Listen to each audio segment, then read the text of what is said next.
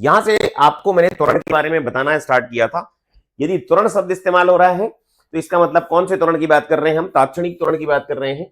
ए सदिश है और उसको परिभाषित कैसे करते हैं? वेग परिवर्तन की दर को त्वरण कहते हैं। और किसके सापेक्ष बात कर रहे हैं अपन? समय टी के सापेक्ष राशि जो त्वरण है वो कैसी है? सदिश कैसी हो सकती है? धनात्मक, ऋणात्मक और क्या हो सकती है? शून्य। इकाई जो है वो क्या है? मीटर प्रति सेकंड का वर्ग। और इसको अपन ने यदि इस परिभाषा के हिसाब से लिखा तो ए सदिश बराबर लिखेंगे डीवी वेक्टर बाई डीटी। यदि अपन त्रिविम में बात करें तो वेग के 3 घटक होंगे, V X, V Y, V Z. इसी प्रकार से त्वरण के 3 घटक होंगे, A X, A Y, A Z. इसके आगे एक्स दिशा में यदि बात करते तो ए एक्स टू क्या लिखा है? D V X by D T, D V by D T, और ये A Z D V Z by D T. X दिशा में ही यदि सारे सवाल करते जाते, यदि दिए होते या वाई दिशा में दिए होते तो ए बराबर डीवी बाई डी टी मानते हुए मैंने हल किया है। वी का मान क्या है? D x by D T. तो यहां पर v की जगह dx बाई dt लिखेंगे तो ये क्या बन जाएगा? D square X by D T square बन जाएगा। a बराबर क्या है? dv by dt। अच्छा, इसको लिख सकते हैं dv by dx into dx by dt। ये dx और ये वाला dx। लेकिन अपने को पहले से पता है कि वेग का मान क्या होता है? dx by dt। यहां पर मान डाल दिया तो v into dv by dx a का मान हो चुका है। इसके पश्चात आगे बोला था कि इसका यूज क्या है? a बराबर जब dv बाई dt लिखा तो इसको अपन ये भी बोल सकते हैं, क्योंकि जब भी हम अवकलन करते हैं तो हम स्पर्श रेखा की प्रवणता की भी बात करते हैं। यानी vt ग्राफ के स्पर्श रेखा का ढाल, मैंने यहां पर शायद ये जो डबल लाइन की थी इसका मतलब ये था प्रवणता की बात कर रहे थे हम। तो उसको लिखा है अपन ने tan थीटा। ये वही वाला थीटा है जिसको मैंने बोला था कि t अक्ष से वामावर्त दिशा में अपने को कोण लेना चाहिए। a बराबर v गुणा dv बाई dx है। इसको इस्तेमाल कैसे करेंगे? त्वरण और वेग बराबर dv बाई dx। मैंने इसमें बोला था चिन्ह का यूज करना है। vx ग्राफ की स्पर्श रेखा का ढाल बराबर tan थीटा। ये दोनों थीटा अलग अलग हैं, अलग अलग ग्राफ के थीटा है। a बराबर dv बाई dt। फिर तीसरा पार्ट इसका इस्तेमाल करने की बात की थी मैंने। dv बाई dt को a लिख दिया, इसको लाके इधर dt से गुणा उधर कर दिया है और दोनों तरफ क्या कर दिया है? समाकलन। समाकलन करने के पश्चात ये बन गया है वाम पक्ष। देखें अपन तो वेग में परिवर्तन लिखा हुआ है, ये है वेग में क्या? परिवर्तन। और इसको क्या लिखा है अपन ने? एटी ग्राफ का क्या? क्षेत्रफल। चूंकि ए जो है वो सदिश है, वो धनात्मक, ऋणात्मक, शून्य तीनों हो सकता है, इसलिए एटी ग्राफ का क्षेत्रफल हमें चिन्ह सहित लेना है। यानी ऊपर वाला क्षेत्रफल धनात्मक और नीचे वाला क्षेत्रफल ऋणात्मक लेना है, जो कि क्या बताएगा? वेग में परिवर्तन। और किसी भी राशि में परिवर्तन मतलब अंतिम मान माइनस प्रारंभिक मान की बात कर रहे हैं। यहीं पर मैंने आपको लास्ट क्लास में, लास्ट एपिसोड में यह बताया था कि लगभग सन 2005 की बात है, उसमें एक सवाल आया था, एटी ग्राफ दिया था, वस्तु विराम अवस्था से प्रारंभ करके जा रही है और ग्राफ जो है वो ऊपर यानी समय एक्स के ऊपर ही था, और बोला था अधिकतम वेग कितना होगा। तो उसे हम वेग परिवर्तन बराबर एटी ग्राफ का क्षेत्रफल चिन्ह सहित लेके कर सकते हैं। तो चलिए अब सवाल शुरू करेंगे त्वरण से संबंधित। जैसे कि मान लीजिए पहला सवाल आपके पास कुछ इस प्रकार का है कि यदि किसी वस्तु का वेग v बराबर 2t क्यूब हो तो वस्तु का त्वरण t बराबर 2 सेकंड पर क्या होगा? यह सवाल है।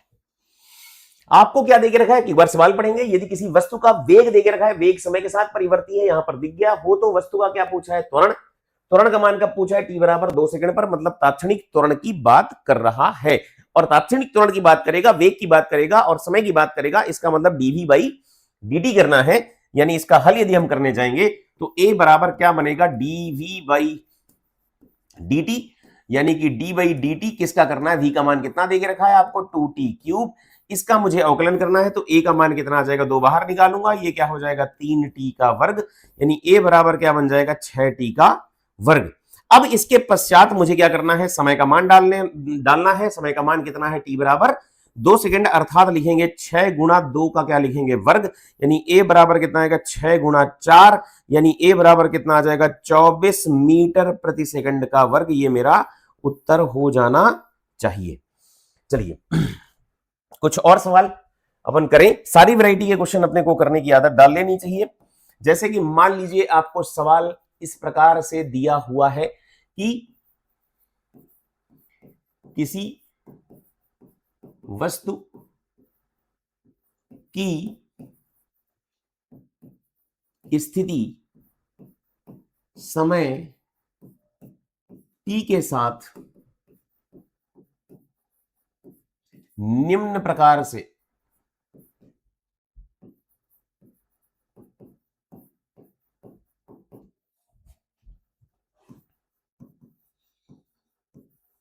परिवर्तित होती है और वो दे के रखा है x बराबर t का क्यूब माइनस t का स्क्वायर। जहां पर आपसे ये बोला गया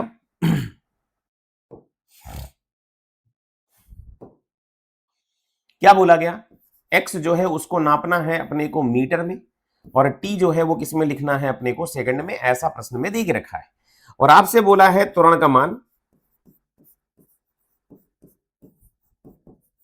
ज्ञात करें t बराबर 2 सेकंड पर, ऐसा आपसे पूछा है।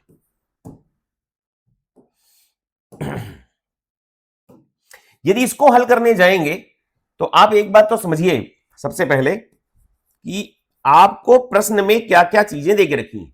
क्या बोला, किसी वस्तु की स्थिति, स्थिति का मतलब होता है बेसिकली निर्देशांक, समय t यानी कि t सेकंड में है, के साथ निम्न प्रकार से परिवर्तित होती है। ये देके रखा है आपको मान कितना, x बराबर टी क्यूब माइनस का टी स्क्वायर। x किस में है, मीटर में, t किस में है, सेकंड में। त्वरण का मान पूछा है t बराबर 2 सेकंड पर, ऐसा आपसे पूछा गया है। और अब सोचिए जरा कि यदि x दिया है, क्या दिया है, x दे के रखा है और आपसे पूछा है त्वरण का मान, अर्थात एक बात तो कंफर्म हो जानी चाहिए आपको कि x दिया हो, x किसका फलन है, x किस पर निर्भर कर रहा है, समय पर निर्भर कर रहा है। यानी किसकी बात कर रहा है, x और t की बात कर रहा है। और किसकी बात कर रहा है, त्वरण की बात कर रहा है, मतलब a की। यानी कि इस प्रश्न में a की बात कर रहा है, x की बात कर रहा है, t की बात कर रहा है, a निकालना है, x और t के मध्य संबंध दिया है।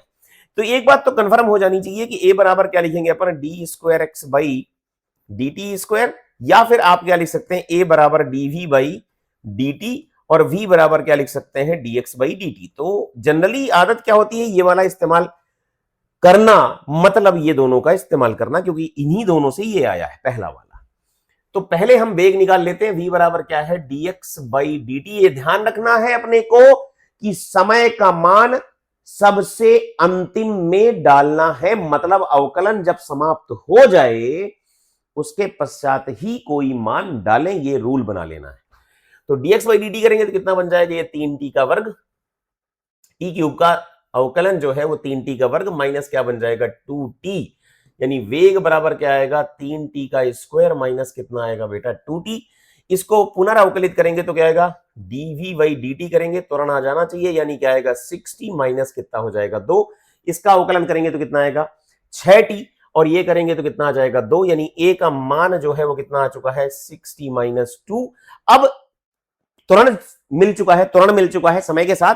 अब समय का मान कितना देके रखा है, 2 सेकंड। यहां पर मान डालेंगे तो a बराबर कितना आएगा, 6 गुना 2 माइनस 2, यानी कितना आ जाएगा 12 माइनस 2, यानी कितना आ जाएगा 10 मीटर प्रति सेकंड का वर्ग। यही मेरा उत्तर कहलाना चाहिए। चलिए, तो यानी कि हम ये सवाल भी कर चुके हैं, यानी ये वैरायटी भी हमने कंप्लीट कर ली है। प्लीज ध्यान रखें इसका। चलिए कुछ और सवाल करते हैं।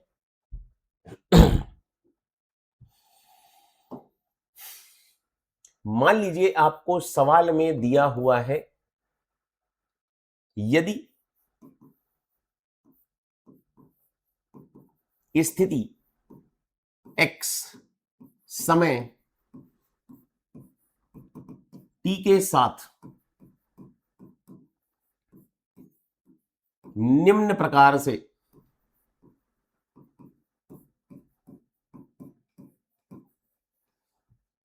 परिवर्तित होती है।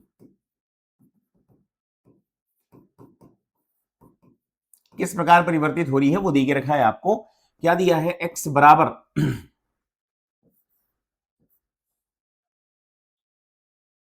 टी क्यूब माइनस 2t², ऐसा दे के रखा है आपको।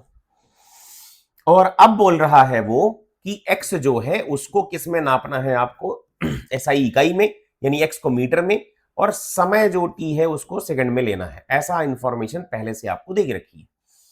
आपसे बोला है त्वरण का मान, किसका मान, त्वरण का निकालना है आपको मान जब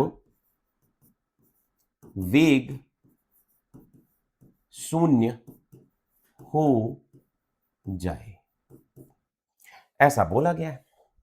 थोड़ा सा अलग टाइप का प्रश्न है और इस प्रकार के प्रश्न नीट में काफी पूछे जा चुके हैं। क्या बोला, स्थिति x दी है, समय t के साथ निम्न प्रकार से परिवर्तित होती है, संबंध दे के रखा है। त्वरण का मान निकालना है, क्वेश्चन मार्क बना दिया मैंने।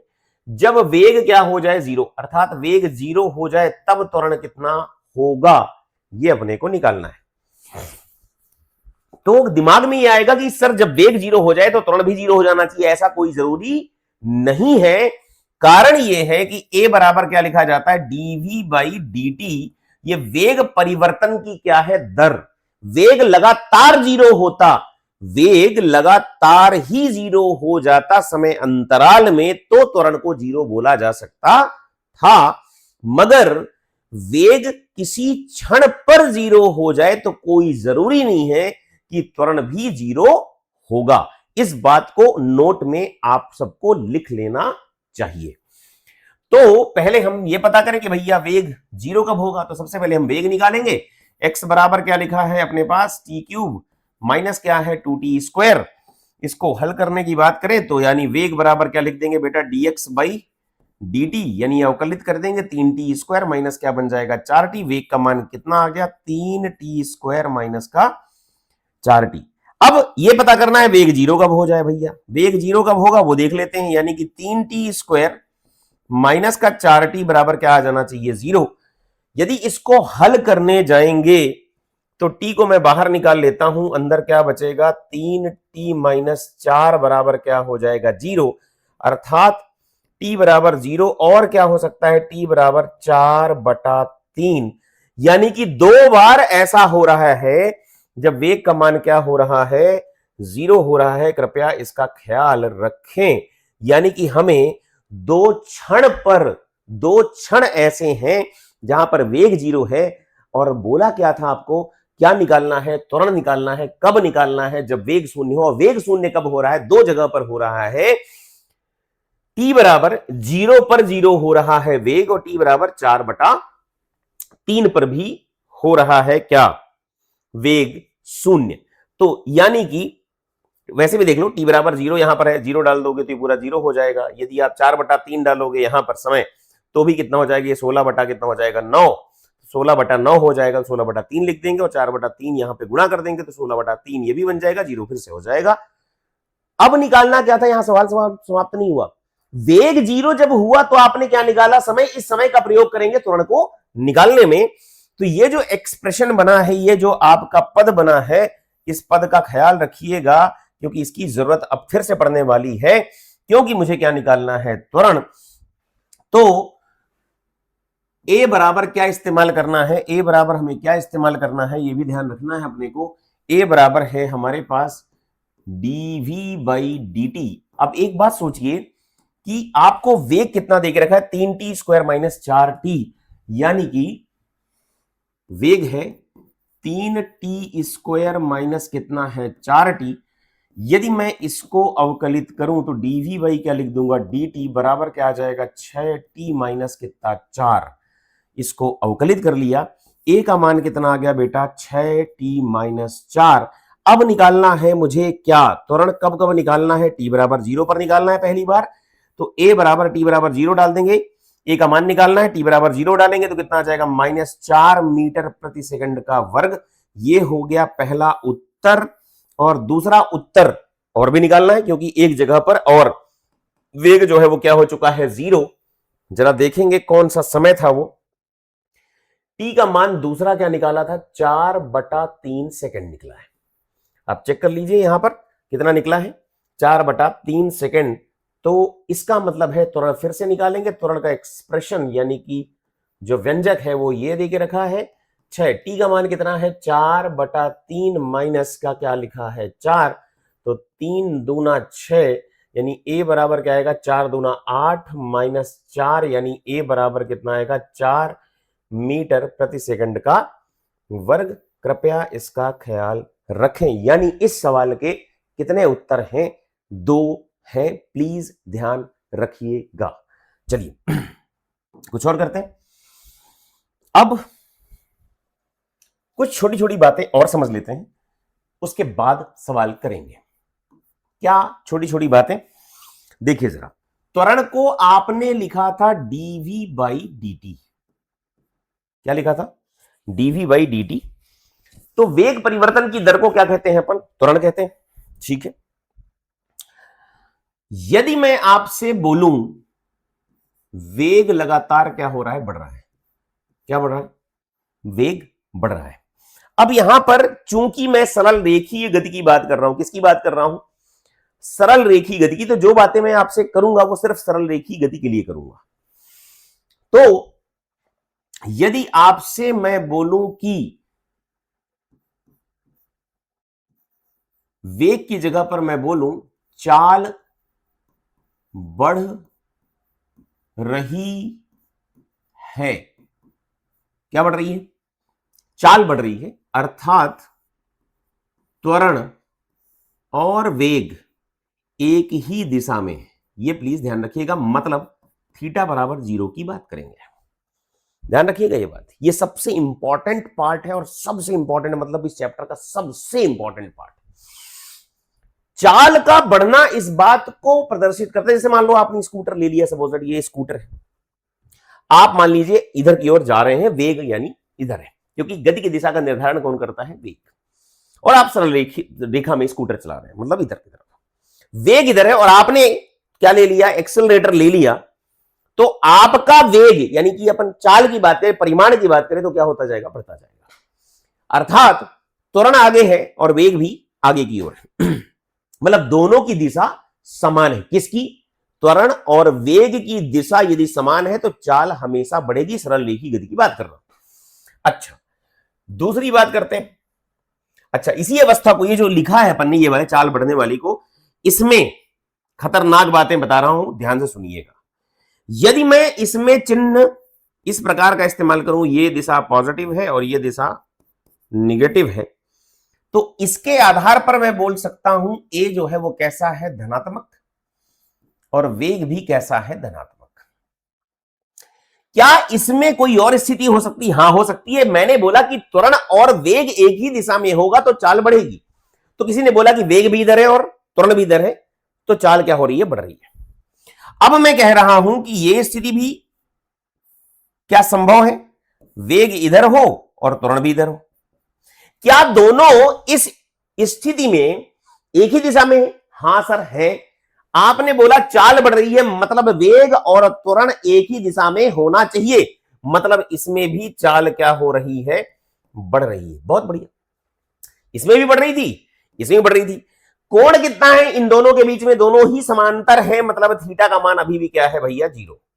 लेकिन अब चिन्ह प्रणाली की बात करें तो क्या है भाई साहब, इस दिशा में बात करें तो वेग कैसा है, ऋणात्मक, और त्वरण भी कैसा है, ऋणात्मक। ध्यान से देखिएगा, मैं फिर से कह रहा हूं, अकेला त्वरण का चिन्ह, अकेला त्वरण का चिन्ह चाल, मंदन, त्वरण, इन सब से अलग चीजें बताता है। मैं फिर से कह रहा हूं, आपको वेग भी पता होना चाहिए, आपको त्वरण भी पता होना चाहिए, दोनों का चिन्ह पता होगा, तभी आप बता पाएंगे कि चाल बढ़ रही है या घट रही है। मैंने इसलिए बोला क्योंकि बच्चों को एक चीज गलत इंफॉर्मेशन के रूप में चली जाती है, पढ़ाई गई होगी या पढ़े होंगे या समझे होंगे कि त्वरण का ऋणात्मक होना ही मंदन कहलाता है। ऐसा गलत है। मैं फिर से कह रहा हूं, त्वरण का ऋणात्मक होना कोई जरूरी नहीं है कि वो मंदन हो, क्योंकि यहां देखिए त्वरण भी ऋणात्मक है, वेग भी ऋणात्मक है, तब भी चाल क्या हो रही है, बढ़ रही है। मतलब ये गति जो है वो त्वरित है, यानी वेग बढ़ाने में, यानी चाल बढ़ाने में ये सहायक है। यानी दोनों स्थितियां एक जैसी हैं, अर्थात एक डाउट आपका क्लियर हो जाना चाहिए कि अकेला त्वरण का चिन्ह नहीं बता सकता है कि वो मंदन है कि वो त्वरण है। प्लीज ध्यान रखिएगा। अब मैं यदि आपसे कहूं कि चाल जो है, क्या लिख रहा हूं, घट रही है। क्या घट रही है? चाल घट रही है का मतलब है कि क्या हो रहा होगा, ध्यान से देखिएगा क्या लिखा है मैंने, मंदन। चाल का घटना ही क्या कहलाता है, मंदन। कृपया अपने नोट्स, अपने कंसेप्ट, अपनी पढ़ी हुई इंटरनेट से दुनिया भर की चीजों को करेक्ट करने का यही अवसर, यही समय है। प्लीज बच्चों इस बात का ध्यान रखना कि जो बात मैं आज समझा रहा हूं वो इस चैप्टर की सबसे इंपॉर्टेंट बातें हैं।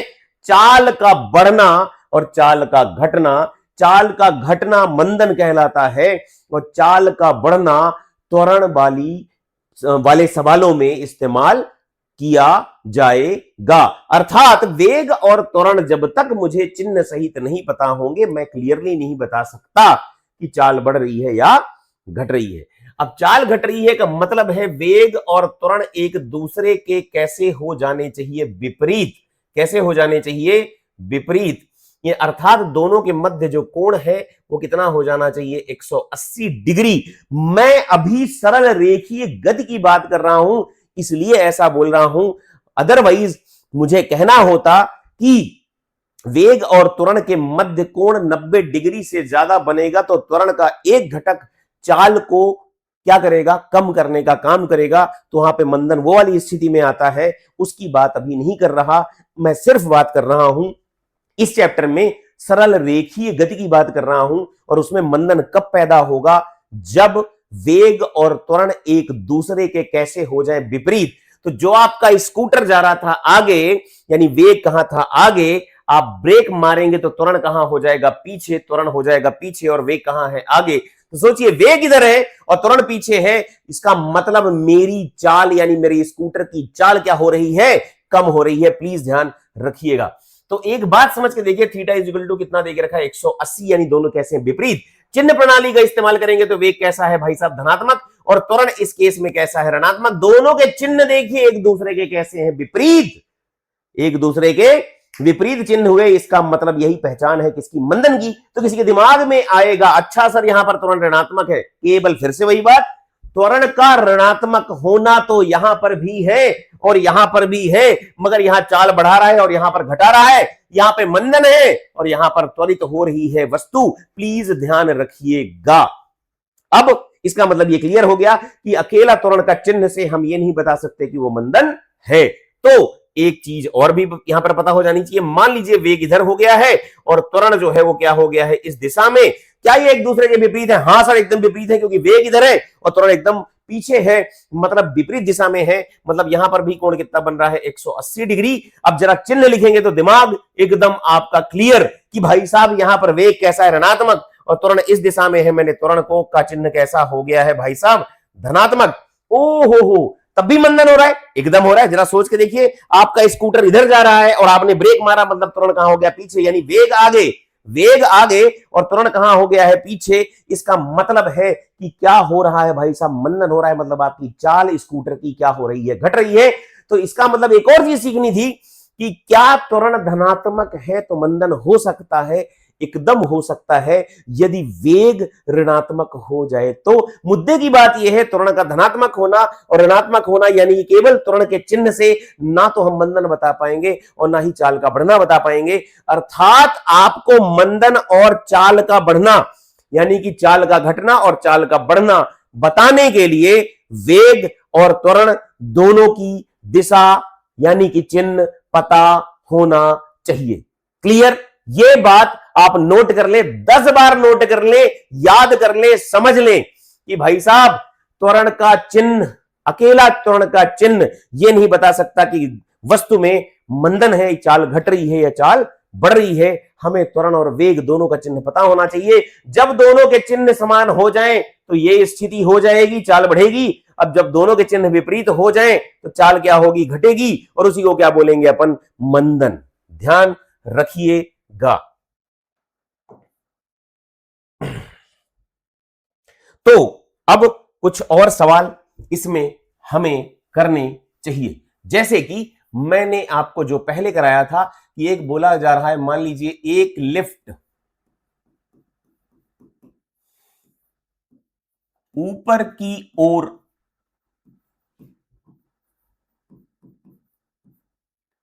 घटती हुई चाल से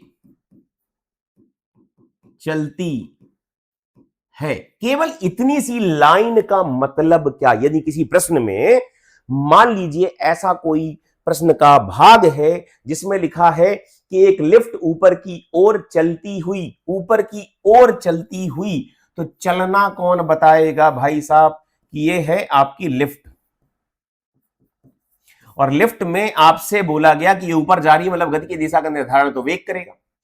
अब बोला है कैसी चाल हो रही है, घटती हुई चाल, और चाल का घटना का मतलब है वेग और त्वरण विपरीत होना चाहिए। गति की दिशा तो ऊपर जा रही है इसलिए वेग ऊपर हो गया। अब चाल क्या हो रही है, घट रही है, और आपको पता है कि चाल तभी घट सकती है जब त्वरण और वेग एक दूसरे के कैसे हो जाए, विपरीत, अर्थात इसका जो त्वरण है वो कहां रहा होगा, नीचे।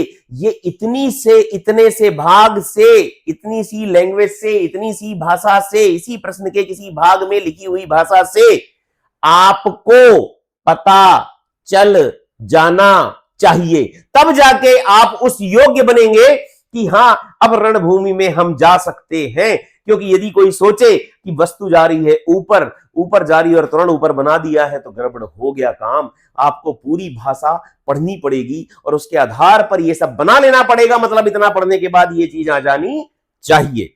चलिए, अब इसके पश्चात मान लीजिए कि आपसे बोला गया कि यदि त्वरण 2 मीटर प्रति सेकंड का वर्ग हो और चाल बढ़ रही है, और इस त्वरण के बारे में बोला है नियत है।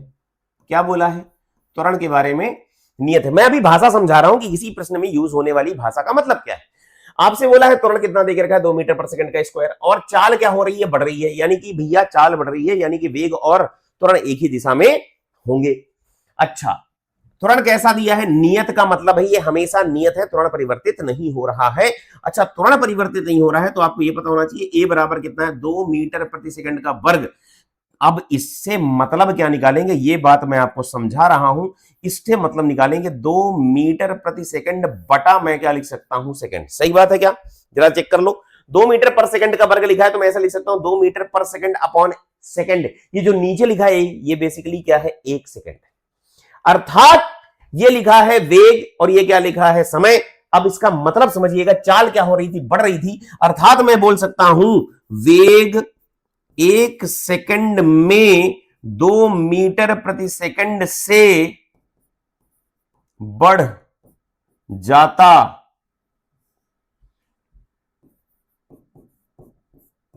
है। मतलब कि यदि किसी क्षण पर t बराबर t समय पर आपको वेग दे रखा है, मान लो 10 मीटर प्रति सेकंड, तो t बराबर कितना, t धन 1 सेकंड पर वेग मुझे मेरे से पूछा है, कितने सेकंड पर, t बराबर t सेकंड पर 10 मीटर प्रति सेकंड वेग है, और त्वरण का मान कितना दे रखा है आपको, 2 मीटर पर सेकंड का वर्ग, और चाल बोला है कि बढ़ रही है। इसका तात्पर्य है कि हर एक सेकंड में 2 मीटर पर सेकंड बढ़ जाता है। तो t बराबर t सेकंड पर जो वेग है, यानी कितना दे रखा है, 10। आपसे पूछा है वेग का मान t बराबर t धन 1 सेकंड, यानी 1 सेकंड पश्चात, तो कितना बढ़ने की बात करी थी अपन ने, 2 मीटर पर सेकंड से, अर्थात वेग नया वाला क्या हो जाएगा भाई साहब, v डैश 10 धन क्या लिख दूंगा 2, यानी कितना आ जाएगा 12 मीटर प्रति सेकंड। ऐसे कंसेप्ट को समझना आना चाहिए। नियत त्वरण दे के रखा है तो कृपया इसका ख्याल रखें। चलिए भाई साहब कुछ और करते हैं। मान लीजिए कि आपको इधर की तरफ वेग दे के रखा है और पीछे की तरफ क्या दे के रखा है त्वरण, और इसका मान दे के रखा है कितना 2 मीटर पर सेकंड का वर्ग। वेग दे के रखा है मान लीजिए आपको कितना 20 मीटर प्रति सेकंड, किसी क्षण की बात है। तो किसी प्रश्न में इस प्रकार से यदि आया हुआ हो तो हम चिन्ह प्रणाली क्या इस्तेमाल करेंगे, किसी एक दिशा को क्या मान लेंगे अपन धनात्मक और उसकी उल्टी दिशा को क्या मान लेंगे अपन ऋणात्मक। तो हम क्या बोल सकते हैं इस केस में कि वेग जो है वो कितना है प्लस 20 मीटर प्रति सेकंड इस समय पर, और त्वरण जो है उसके विपरीत है यानी पीछे की ओर है, तो क्या लिख दूंगा -2 मीटर पर सेकंड का वर्ग। अब जरा चेक करिए यहां पर कि ये धनात्मक है और ये क्या है ऋणात्मक, अर्थात यहां पर चाल जो है, चाल क्या हो रही होगी, घट रही होगी। कृपया इसका ख्याल रखें। अच्छा, अब यहां पर दोनों विपरीत है, तुम्हें पता चल गया चाल घट रही है मतलब मंदन है। अब इस केस में पूछे मंदन बता दो, तो मंदन का मान क्या लिख दूंगा मैं 2 मीटर पर सेकंड का वर्ग। सर आपने चिन्ह का इस्तेमाल क्यों नहीं किया, क्योंकि मंदन जब बताया जाएगा तो हमेशा याद रखेंगे कैसा बताएंगे, बिना चिन्ह के। कृपया इसका ख्याल रखें। बहुत ज्यादा इंपॉर्टेंट बात है कि यदि मंदन 2 मीटर पर सेकंड स्क्वायर है, मुझे वेग का चिन्ह बताओ, मैं त्वरण का चिन्ह बता सकता हूं, और मंदन को हम बिना चिन्ह समेत बोलेंगे। ये वही बात हो गई कि मेरे से पूछा जाए किसी प्रश्न में हानि बताओ, क्या बताओ, हानि बताओ, तो जब हानि बोल ही दिया है तो मुझे चिन्ह लगाने की जरूरत नहीं है। जब मंदन बोल ही दिया है तो मुझे चिन्ह लगाने की जरूरत नहीं है। कृपया इस लेक्चर के इस पूरे भाग को वापस तरीके से देख के अप्लाई करना सीखना है अपने को। चलिए अब कुछ और सवाल करें कि मान लीजिए सवाल कुछ इस प्रकार का दिया है, किसी वस्तु के लिए का वेग समय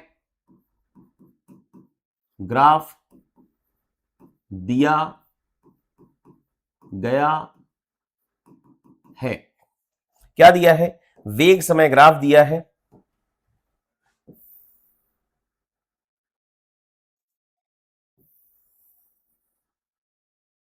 कुछ इस प्रकार से। यह है वेग और यह है समय। आपको वेग समय ग्राफ देके रखा है।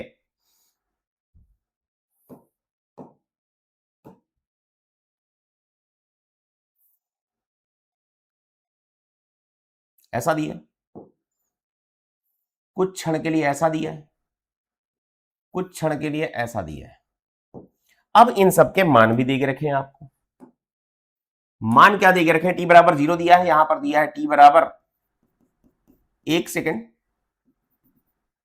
t बराबर 2 सेकेंड, और ये t बराबर 3 सेकेंड दिया है। यहां पर वेग का मान देके रखा है आपको 10 मीटर प्रति सेकेंड। अब आपसे बोला गया है कि इस प्रश्न में ज्ञात करें, क्या ज्ञात करना है भैया, त्वरण का मान ज्ञात करना है। त्वरण का मान कब ज्ञात करना है, पहला t बराबर 0.5 सेकेंड पर, 0.5 सेकेंड पर। दूसरा बोला है t बराबर 1.6 सेकेंड पर। तीसरा बोला है t बराबर 2.7 सेकेंड पर, ऐसा बोला है। अच्छा, ग्राफ कौन सा देके रखा है, वेग समय ग्राफ दिया है, तो आपको एक बात तो कंफर्म हो जाना चाहिए कि इसको सोचें कैसे।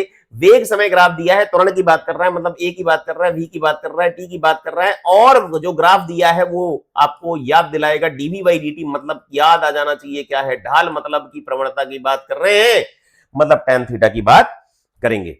अब लेकिन एक और बात मैंने बताई थी पुराने एपिसोड्स में कि यदि ग्राफ सरल रेखा बना है तो सरल रेखा की खास बात यह होती है कि थीटा जो है वो फिक्स होता है। थीटा फिक्स होगा तो मतलब tan थीटा भी फिक्स होगा, tan थीटा फिक्स होगा मतलब प्रवणता फिक्स होगी, यानी ढाल फिक्स होगा, यानी कि स्पर्श रेखा का ढाल फिक्स होगा।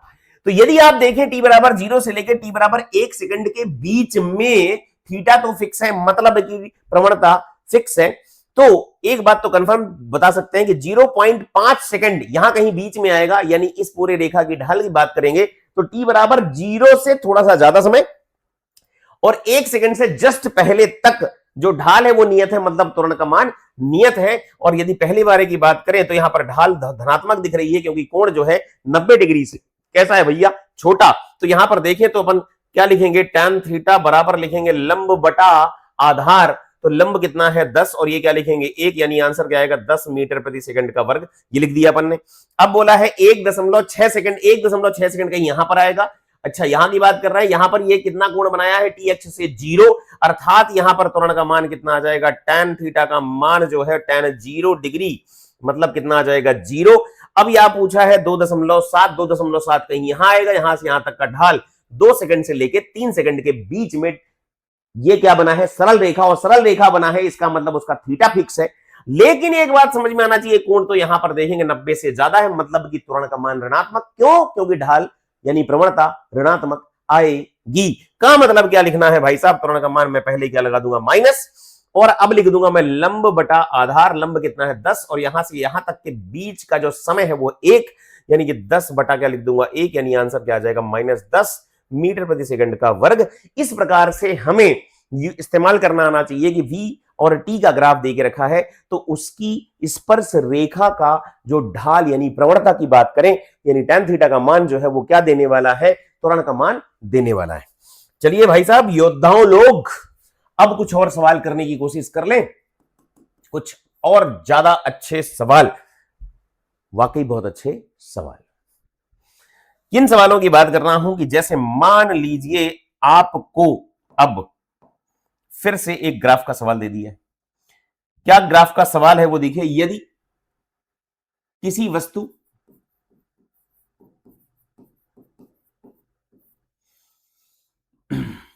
का त्वरण समय ग्राफ दिया गया है, वस्तु t बराबर 0 पर विराम पर थी, तो वस्तु का अधिकतम वेग ज्ञात करें। यह है सवाल। और जो ग्राफ आपको दे के रखा है वो ग्राफ भी मैं आपको यहां बना के दे रहा हूं, कुछ इस प्रकार का ग्राफ है।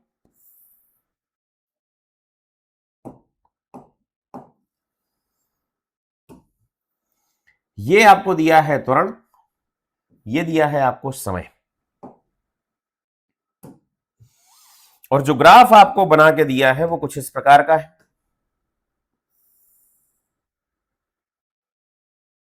जी।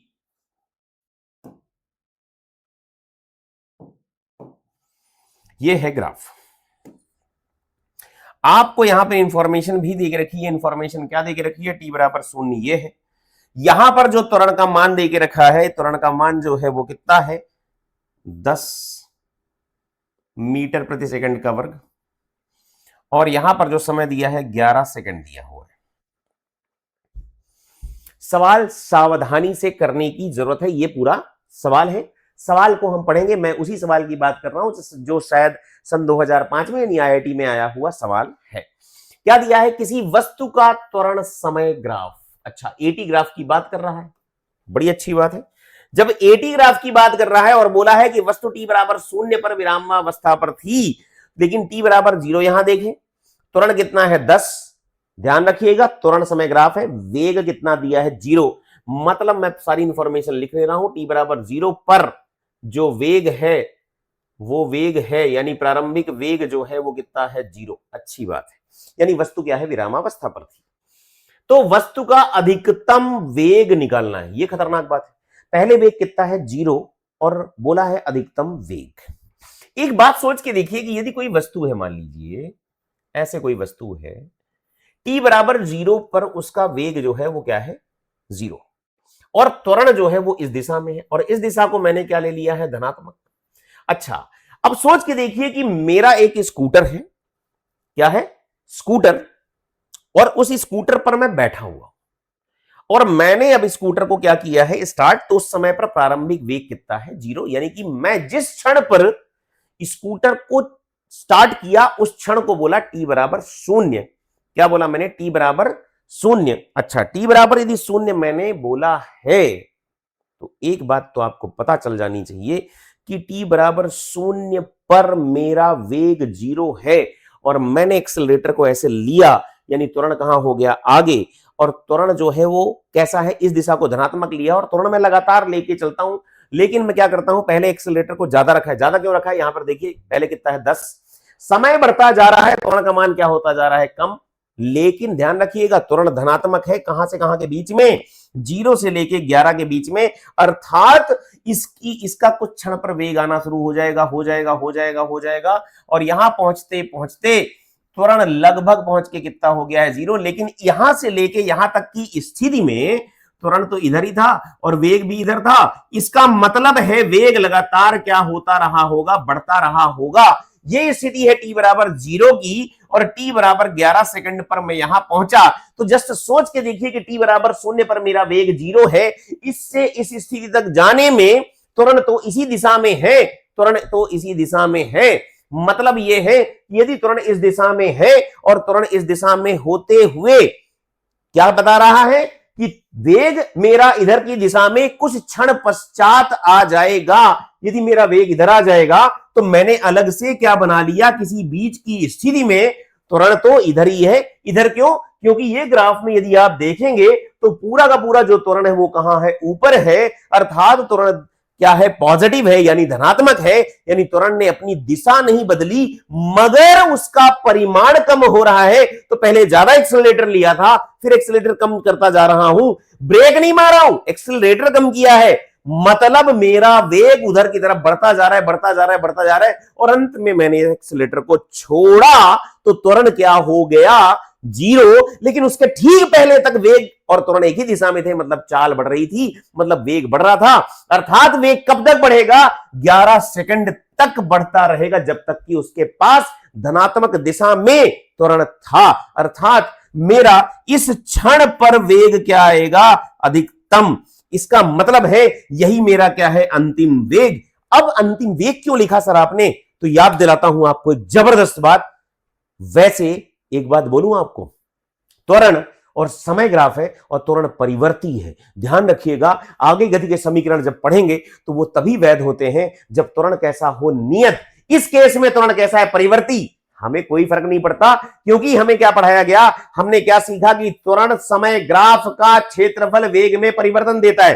क्या प्रारंभिक वेग पता है मुझे, क्या प्रारंभिक वेग देख रखा है सवाल में, तो आप क्या बोलोगे, प्रारंभिक वेग कितना है भाई साहब, 0, और अंतिम वेग ही मेरा अधिकतम वेग है, मतलब मुझे पूरा क्षेत्रफल लेना पड़ेगा। इतना जो भाषण दिया मैंने, वो भाषण इसी बात के लिए था कि योद्धाओं इस बात के लिए जागते रहो और सीखते रहो कि ये जो पूरा क्षेत्रफल है मुझे कहां तक लेना चाहिए था। इतनी बातें जो बताई मैंने वो इस बात के लिए था कि आपसे बोला था अधिकतम वेग निकालो, तो आपको यह तो पता चलना चाहिए कि अधिकतम वेग कहां पर आएगा, पहले वो पता किया, जिससे यह पता चल सके कि मुझे क्षेत्रफल कहां तक लेना है। चूंकि ये सारा क्षेत्रफल कैसा है, धनात्मक, और आपको पता है कि त्वरण समय ग्राफ का क्षेत्रफल वेग में परिवर्तन देता है, और ये सारा क्षेत्रफल कैसा है, धनात्मक। अर्थात मैं ये कह सकता हूं कि भाई साहब v मैक्सिमम यानी अंतिम वेग माइनस प्रारंभिक वेग बराबर क्या लिखने वाला हूं मैं, क्षेत्रफल। और क्षेत्रफल इस ग्राफ का मैं लिखने जाऊंगा तो क्षेत्रफल कैसा है, धनात्मक। मैं आराम से लिख सकता हूं v मैक्सिमम बराबर 1/2, आधार कितना है 11, ऊंचाई कितनी है 10, ये लिखूंगा तो ये कितना आ जाएगा 5, 11 पचे कितना आ जाएगा 55 मीटर प्रति सेकंड, यानी ये क्या है, v का अधिकतम मान। यही मेरा उत्तर है। सोचिए जरा आईआईटी ने ये क्यों पूछा होगा बच्चे को, कि ये समझाने के लिए जितने कंसेप्ट आज आपको बताए गए हैं वो इस बात को अप्लाई करने के लिए बताए गए हैं कि आईआईटी जैसा बढ़िया प्रतिष्ठित एग्जाम भी जैसा सवाल पूछे उसे हम चुटकियों में कर सके, थोड़ा सा बुद्धि लगा के करेंगे बहुत बड़े बड़े शत्रुओं का हम बड़े आसानी से निपटारा कर सकते हैं, निपटा सकते हैं, उनको एकदम मिट्टी में मिला सकते हैं। यह सवाल भी कुछ ऐसा ही था, लेकिन सीखने के लिए बहुत बहुत बहुत अच्छा सवाल है। रिवीजन जब भी करना हो इस सवाल को देख लें। ये जो मैंने यहां पर ब्लॉग बनाया है, इस ब्लॉग का भी आप ध्यान रखें और मेरे स्कूटर का भी ध्यान रखें, क्योंकि मेरे स्कूटर को आपको बहुत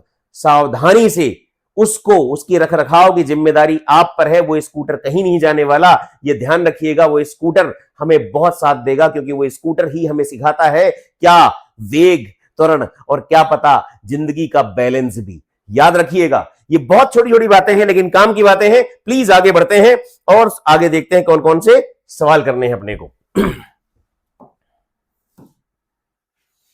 चलिए, मान लीजिए आपको यह कहा जाए, सवाल है, सवाल कुछ इस प्रकार का है, ग्राफ का ही सवाल करेंगे अपन एक और। आपको दे के रखा है ग्राफ, जबरदस्त वाला ग्राफ। हां जी, ये दिया है एक्स और इधर दे के रखा है वेग, यानी वेग और स्थिति का ग्राफ दे के रखा है। वेग और स्थिति का ग्राफ आपको दे के रखा है और कुछ इस प्रकार का दे के रखा है। मान लीजिए थोड़ी देर के लिए, थोड़ा सा आसान बना देता हूं आपके लिए।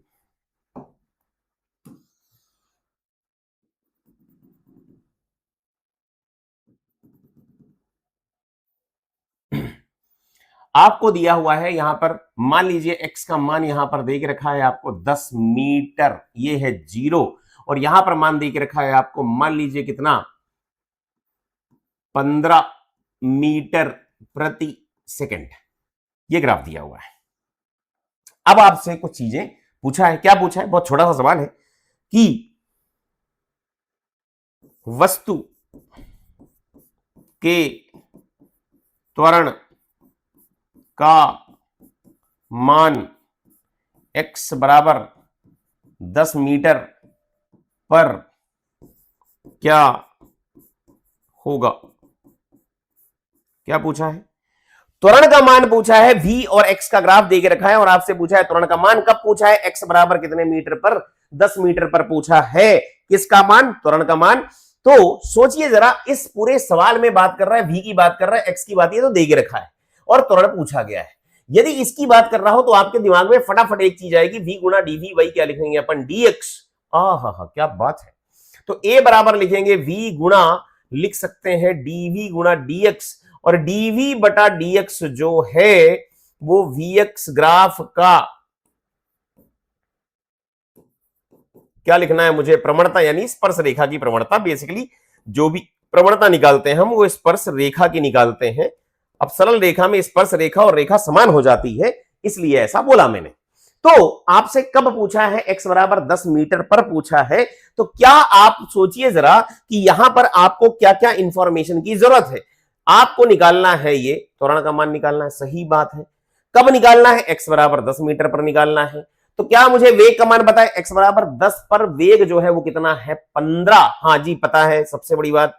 क्या मुझे dv बाई dx का मान पता है? तो मुझे एक हिंट मिल गई कि dv बाई dx मतलब vx ग्राफ का प्रवणता, और ये पूरी जगह पर नियत है, क्योंकि सरल रेखा में थीटा जो है, यानी कि जो उसका ढाल है, मतलब थीटा जो है वो नियत है। थीटा नियत है मतलब tan थीटा नियत है का मतलब मैं लिखूंगा tan थीटा। पहले निकाल लेता हूं यार, कितना आएगा? लंब का मान है 15 और आधार कितना है? 10, यानी मैं क्या लिखूंगा? 15 बटा 10, यानी कितना आएगा? 1.5, यानी क्या लिख सकता हूं? 3 बटा 2। तो अब मैं इसकी कैलकुलेशन यदि करने जाऊंगा, और वेग का मान कितना है भाई साहब? वेग भी निकाल लेते हैं। x बराबर 10 पर वेग कितना है? 15 के बराबर।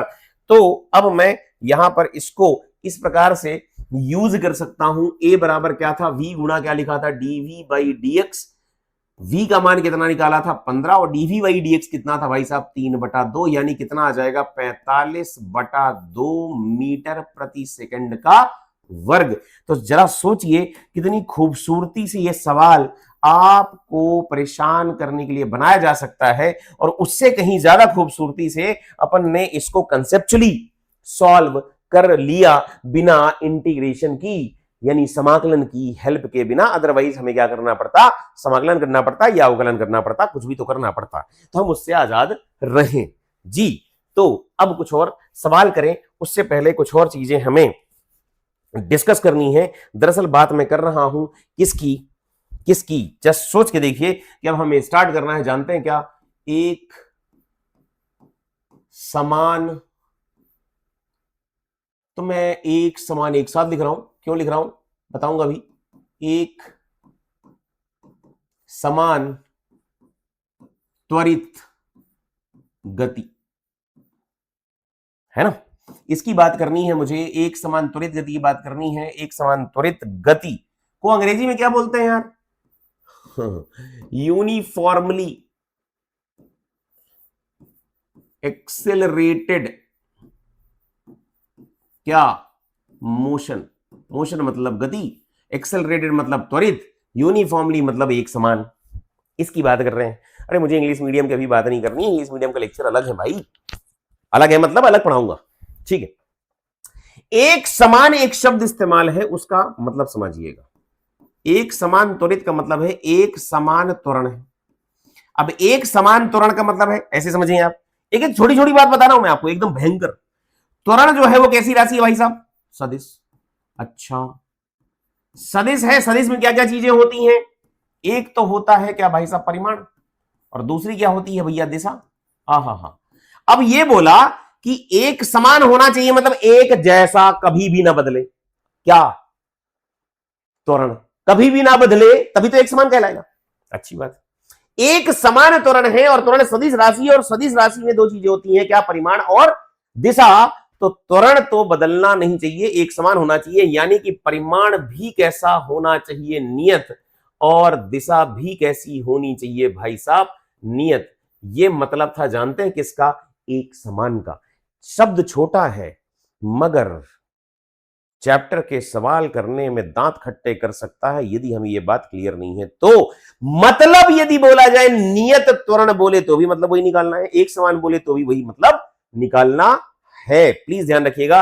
अर्थात ये कहना चाह रहा है ए सदिश जो है वो कैसा हो गया है बेटा, नियत, यानी नियत त्वरण के सवाल करेंगे, यानी एक समान रूप से त्वरित गति की बात करने वाले हैं जी सर।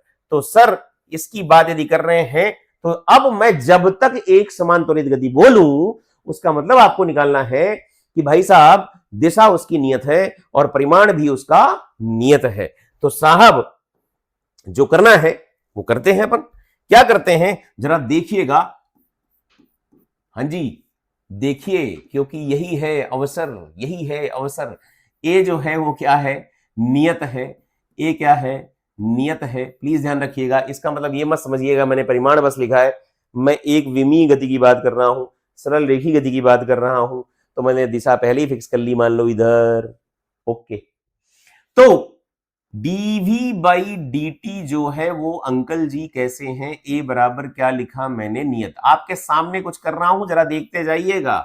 a इंटू डी लिख सकता हूं, दोनों साइड में क्या करने वाला हूं बेटा, समाकलन।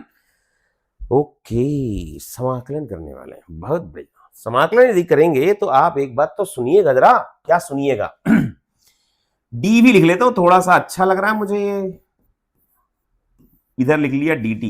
ओहो ये क्या हुआ सर, आपने a को बाहर क्यों निकाला, क्योंकि मैंने अभी बोला एक ऐसा है, नियत मतलब समय के साथ कभी परिवर्तित नहीं होगा, दिशा के साथ परिवर्तित नहीं होगा, परिमाण भी नहीं बदलेगा, दिशा भी नहीं बदलेगी।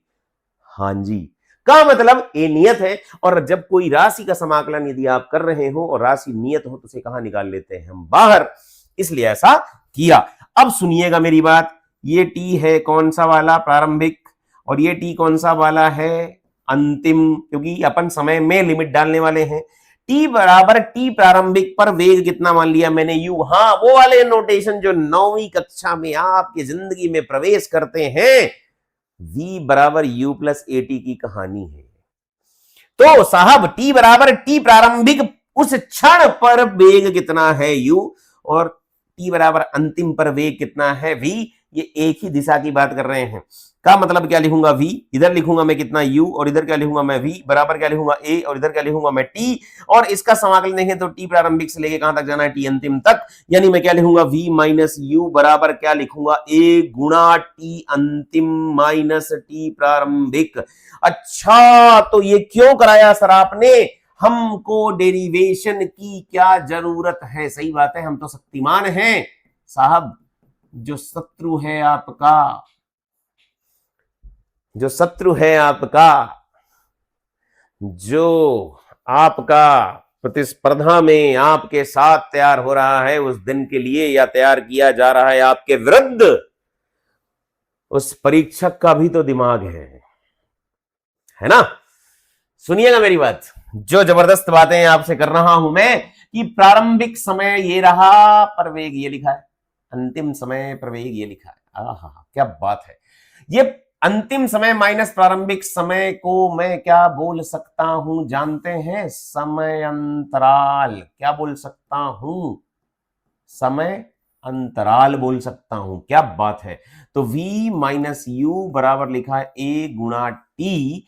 अब ध्यान रखिएगा कि मैंने t को क्षण नहीं लिखा है, ये मेरे लिए अब से आगे के सवालों में, हाँ, जब तक क्षण खुद ना बोले तो मैं इन समीकरणों में t को क्या मानूंगा, समय अंतराल। कृपया इसका ख्याल रखें। तो v माइनस यू बराबर लिख दिया मैंने एटी, तो v बराबर क्या आएगा, u प्लस एटी। सर ये जो समीकरण आपने बनाया है, ये समीकरण क्या मानते हुए बनाया है, एक समान त्वरित गति मतलब त्वरण, दिशा और परिमाण दोनों में जहां तक जब तक नियत रहेगा तभी तक लगाना है, जहां तक जब तक परिमाण और दिशा में नियत रहेगा तभी तक लगाना है। का मतलब सदिश सदिश सदिश, मतलब अब सर सदिश क्यों लगा, अरे भाई सदिश राशि है। अच्छा, यहां पर क्या जरूरत थी, ये तो सेल्फ अंडरस्टूड था क्योंकि आपने बोल ही दिया था। हाँ जी, बोल तो दिया था, सही बात है यार, एकदम सही बात है। किसी के दिमाग में आए कि सर फैशन में लिखना है एक्स दिशा एक्स दिशा एक्स दिशा, सर समय एक्स दिशा वाला होता है क्या, ए भाई समय सबके लिए एक जैसा लेना है, समय सबके लिए एक जैसा लेना है। ऐसा नहीं बोलेंगे एक्स दिशा में अलग समय, वाई दिशा में अलग समय। अरे भाई साहब, उसके घटक रहे होंगे एक्स दिशा में वेग के, और किस दिशा में, एक्स दिशा में और वाई दिशा में, समय तो एक ही है। सर जी समय नहीं है, समय अंतराल है। यहां पर देखें, किसी के दिमाग में आएगा सर मैं फैशन में लिखूंगा, ऐसा लिखूंगा यू वाई प्लस क्या लिखूंगा मैं, ए वाई इंटू क्या लिख दूंगा मैं, टी। सही बात है।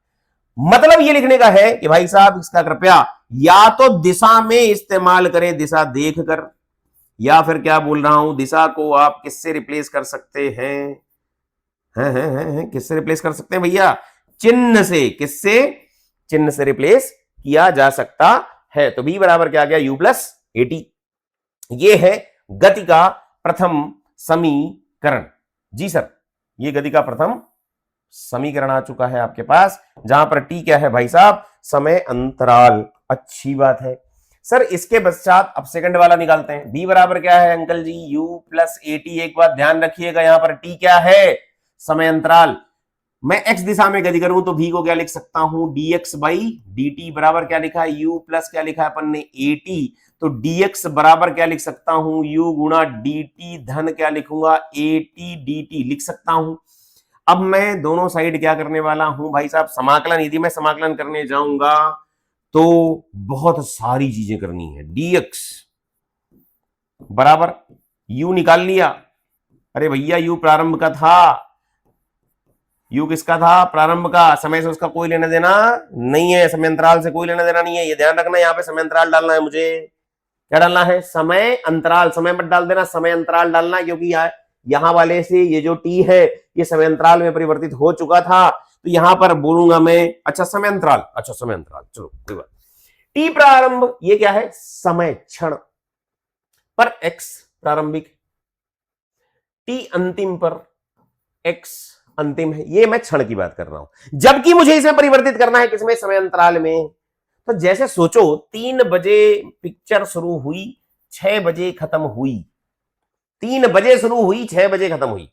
अरे एक ही दिन में, एक ही डेट पर। तो साहब इसको समांतराल में कैसे परिवर्तित करते हो? 6 - 3 कर देते हो, है ना? हाँ जी, कैसे? 3 - 3, 6 - 3, दोनों से 3 माइनस किया है, तो ये कितना हो गया 0 और ये कितना हो गया 3। ये समांतराल लिखा है, समझ में आया? यस।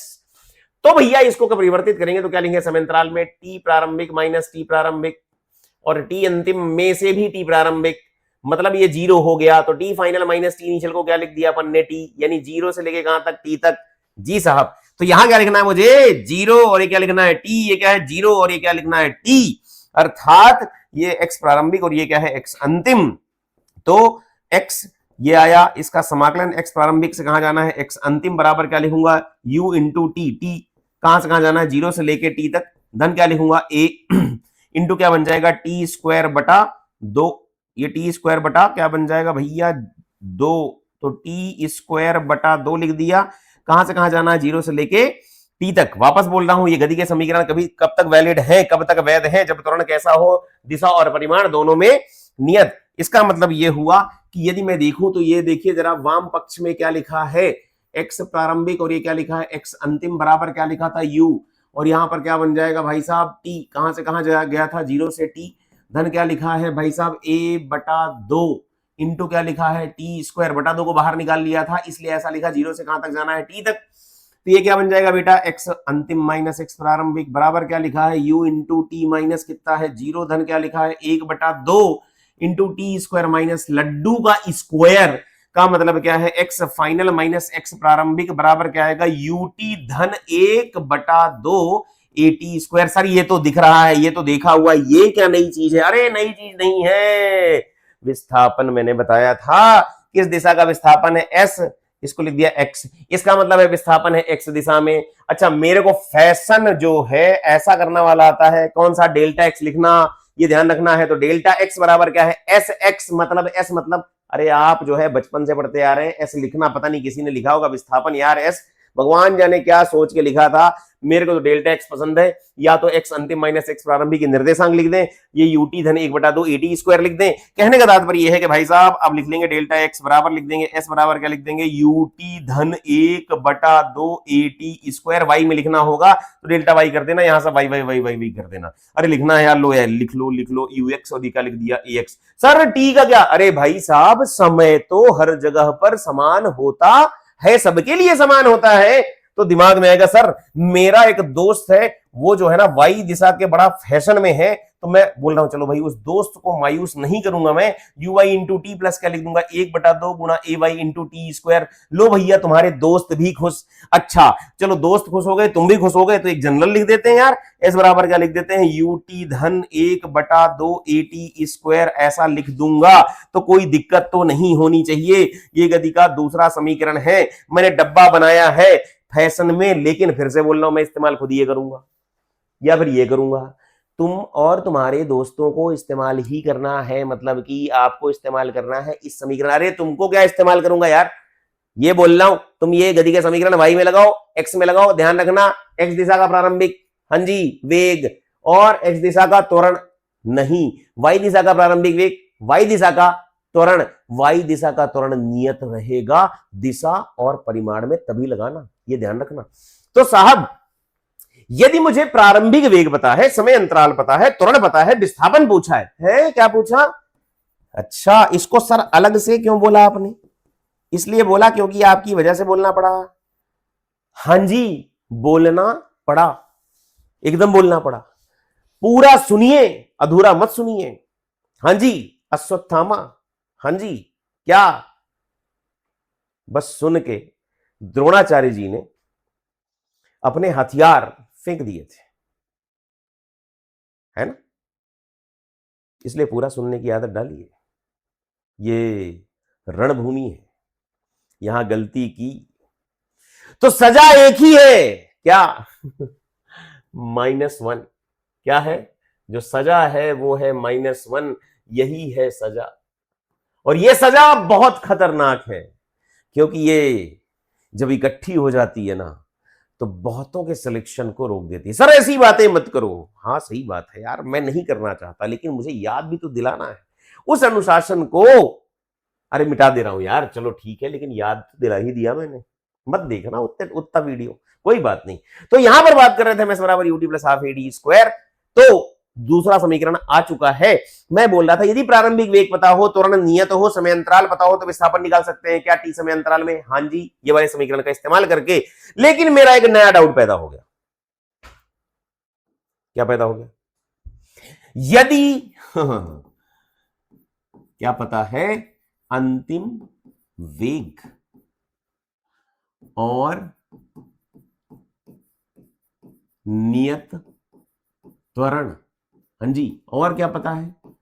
समय अंतराल, ये पता है, यानी टी। सोचिए जरा, ये पता है, ये पता है, ये पता है, तो यहां पर लिखा v, यहां पर क्या लिख दिया a, और यहां पर क्या लिख दिया मैंने t। ये पता है और पूछा है अब t समय अंतराल में विस्थापन निकाल के बताओ। बढ़िया, निकाल देते हैं भैया, कोई बड़ी बात नहीं है। s बराबर क्या लगाओगे आप? ut धन 1/2 at स्क्वायर। ये पता है क्या? हाँ एकदम पता है। तो सर करेंगे क्या? आप तो अंतिम वेग की बात कर रहे हो, प्रारंभिक थोड़ी पता है। अच्छा, लेकिन a पता है, t पता है, v पता है, तो u निकाल सकते हैं। निकाल सकते हैं ना? कैसे? v इक्वल टू क्या लिख दूंगा मैं? u plus A T. u बराबर क्या लिख दूंगा मैं? v minus A T. हाँ जी, तो हर सवाल में इतना टाइम वेस्ट करूंगा मैं? नहीं करूंगा, आज से नहीं करना है। क्यों? u का मान यही डालते हैं, नया समीकरण बनाते हैं, इस्तेमाल करेंगे रेडीमेड। s बराबर u का मान कितना है भाई साहब? v minus A T into क्या लिख दूंगा मैं? t धन क्या लिख दूंगा मैं? 1/2 एटी स्क्वायर। सही बात है सर, आप ये क्यों कर रहे हो? क्योंकि ऐसा इसलिए कर रहा हूं कि वर्षों की चली आ रही परंपराएं जो आपका समय और स्वार्थ दोनों ही बचा सकें वो तो ठीक है, मगर कुछ जेनजी टाइप के लोगों के लिए जो समय बचाना चाहते हैं, जो अच्छे बच्चे हैं, जो अच्छे योद्धा हैं, जो बनना चाहते हैं एकदम जबरदस्त, तो उनके लिए ये काम तो करना पड़ेगा। तो इन दोनों को माइनस करेंगे तो ये बन जाएगा कितना? माइनस का 1/2 एटी स्क्वायर। सर आपने ये कैसे कर दिया? अरे भाई साहब, माइनस का एटी स्क्वायर धन क्या लिखा है? 1/2 एटी स्क्वायर। इनका लघुत्तम वगैरह ले लेंगे तो माइनस 2 एटी स्क्वायर धन बन जाएगा एटी स्क्वायर बटा 2, ये बन जाएगा माइनस एटी स्क्वायर बटा 2। ऐसा लिखा है यार। तो ये क्या बन गया है हमारा नया समीकरण? कब बन गया, कैसे बन गया, कहां से बन गया, ये सब बता चुका हूं। लेकिन मैं बस इतना कह रहा हूं कि भाई साहब इसका इस्तेमाल करो। ये चीख चीख के कह रहा है कि बार बार आप जबरदस्ती में यस बराबर UT plus half eighty square, UT plus half eighty square. Teacher आया बोला कि भाई गति का द्वितीय समीकरण बताओ, तो द्वितीय समीकरण बताने के लिए हम वहां पर बैठ गए और बड़े सर हम बताएंगे। क्या बताएंगे? UT plus 1/2 eighty square. अच्छी बात है। एक बच्चा आया, बोला अंतिम वेग पता है, तो तुम ऐसे करते रहना। हाँ वो सही मेथड है, ये जो कर रहे हैं सही मेथड है, ये करोगे हर सवाल में। नहीं करूंगा, ये करेंगे ना। अंतिम वेग पता है, समय अंतराल पता है, माइनस 1/2 एटी स्क्वायर कर दिया, चिन्ह सहित इस्तेमाल करना है। सब कुछ राशियां सदिश में है, एक ही दिशा में है। एक ही दिशा में मतलब एक ही अक्ष पे है, दिशा ना बोल के क्या बोल रहा हूं, एक अक्ष, प्लीज ध्यान रखिएगा। चलिए, अब द्वितीय समीकरण आ चुका। सर द्वितीय समीकरण पहले वाले किसको बोले हम? ये वाले को बोले, किस वाले को बोले? इसको बोले। अरे अरे अरे अरे, इसको बोले कि सर इसको बोले? अरे भैया दोनों ही हैं, दोनों भाई भाई हैं। आप मेरी बात समझिएगा। अब दिमाग में आएगा सर वापस लिख दो इसको। एस बराबर क्या लिख दिया? यूटी धन 1/2 एटी स्क्वायर, ये लिख दिया। दूसरा क्या है हमारे पास? इसी का दूसरा वर्जन ऐसा। हाँ जी, दोनों सही है एकदम। तो मैं यदि आपको बोलूं कि मैं इन दोनों का इस्तेमाल नहीं करूंगा, ये क्या चल रहा है? जबरदस्त यार, क्यों नहीं करेंगे अपन इस्तेमाल? अरे देखो तो सही, इन दोनों को मैं जोड़ देता हूं। क्या कर रहा हूं? प्लस। यदि मैं प्लस करूंगा तो क्या बन जाएगा भाई साहब? 2s बराबर क्या आएगा? यूटी धन क्या लिख दूंगा मैं? वीटी। अरे क्यों भाई साहब, ये प्लस है, ये माइनस है, ये कट जाएगा। ओहो, तो ये s बराबर क्या बन जाएगा यार? u प्लस भी बटा क्या लिख दूंगा? 2 गुणा क्या लिख दिया है मैंने? t। सर ये क्या चीज है? क्यों ऐसा किया आपने? त्वरण को उड़ा दिया? अरे भैया मैंने त्वरण को ना उड़ाया यार, आप समझो बात को। मैंने सिर्फ एक आपका काम ऐसा कर दिया जो ब्रह्मास्त्र है।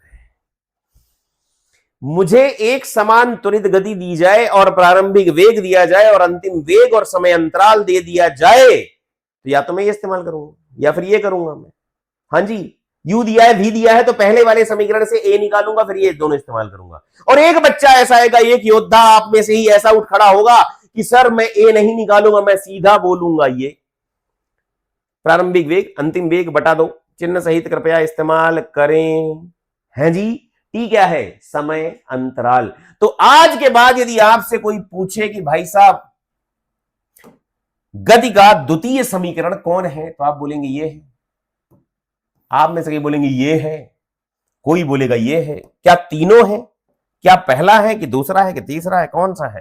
तो अपने को जानते हो क्या बोलना है? भाई साहब ये भी, ये भी, ये भी। द्वितीय समीकरण तीन प्रकार के और तीनों ही जबरदस्त हैं। प्रारंभिक वेग, अंतिम वेग, प्रारंभिक और अंतिम वेग। हां जी, ये इस्तेमाल करना है। और योद्धा लोग अब यहीं पर रुकने का समय आ गया है। तब तक के लिए आप विश्राम करें या फिर पढ़ाई करें या फिर आप जो है कल तक का इंतजार करें। मस्त रहें, बिंदास रहें और रणभूमि के लिए तैयार रहें। है जी, विजय आपकी ही होगी।